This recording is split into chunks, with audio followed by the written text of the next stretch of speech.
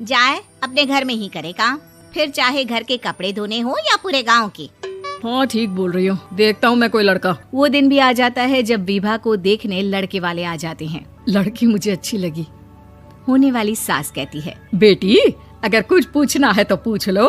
वैसे तो हमारी लड़की बहुत ही शर्मिली है, जो बोल दो वो मान लेती है, इसे क्या पूछना होगा। अरे कैसी बात कर रही हो माँ, मुझे इन लोगों के घर रहना है, सवाल तो कई है। हाँ हाँ बेटा पूछ लो ना, क्या पूछना है। आप लोगों के घर कपड़े कौन धोता है? सास का मुंह बन जाता है। देखो अगर तुम ये कहना चाहती हो कि तुम्हें कपड़े धोने नहीं आते तो सुन लो, कपड़े मैं ही धोती हूँ, लेकिन तुम्हारे आ जाने के बाद मैं रुमाल तक नहीं धोऊंगी। अरे चुप रहना भाग्यवान, बहू बेचारी घर आई नहीं, उसे डराना शुरू कर दिया। वो क्या है ना बिटिया, अभी तक तो ये कल्लू की माँ ही धोती थी, लेकिन अब तुम्हारे पापा तो दहेज में वॉशिंग मशीन देंगे ही। तभी विभा की माँ बोल पड़ती है, सवाल भी पूछा तो क्या। वैसे भाई साहब, मशीन की तो फिर भी कपड़े धोने की कैपेसिटी होती है, मतलब जो बिटिया दे रहे हैं ना विभा, इसे कपड़े धोने का बहुत शौक है। ये आप लोगों के क्या आस पड़ोस गांव मोहल्ले सबके कपड़े धो दे और उफ तक ना करे। बाहर देखा नहीं आपने कितने कपड़े सूख रहे हैं, सब हमारी बिटिया ने ही तो धोए हैं। बस भी करो ना माँ, शर्म आ रही इतनी तारीफ सुनकर। और तो और एक दाग निकाल कर दिखाओ तो मान जाओ। हाँ अच्छा अच्छा, माफ करना बेटा, मैंने गलत समझा, हमें तो रिश्ता बहुत पसंद है। और ऐसे जुड़ जाता है रिश्ता कपड़े धोने का शौक रखने वाली विभा का। उसकी शादी हो जाती है कोयला फैक्ट्री में काम करने वाले कल्लू के साथ। शादी के बाद अचानक विभा चिल्लाती हुई सास के पास आती है। सासू माँ, अरे सासू माँ कहाँ है आप?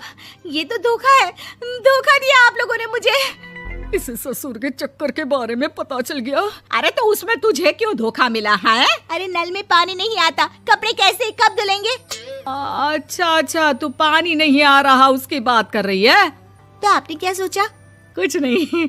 अच्छा हाँ, तेरी माँ ने कहा था कि कपड़े धोने का शौक है तुझे, याद आया मुझे।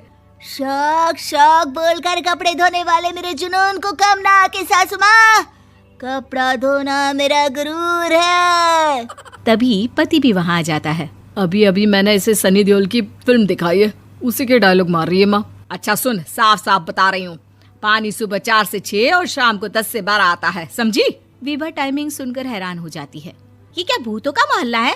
सुबह 4 बजे उठकर कौन कपड़े धोता है? 4 बजे टंकी में पानी जाता है, फिर सारा दिन धोना ना, किसने मना किया?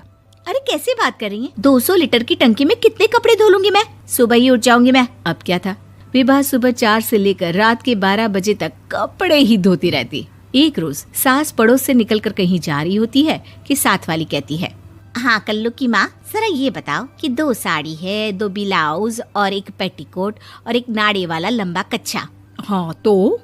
अरे तो क्या, कितना लोगी धुलाई ये बताओ। धोबन दिख रहे हैं हम क्या? हमारे पति सरकारी नौकरी से अभी अभी रिटायर हुए हैं और बेटा सुपरवाइजर है कोयला फैक्ट्री में। धोबन समझ रखा है हमें।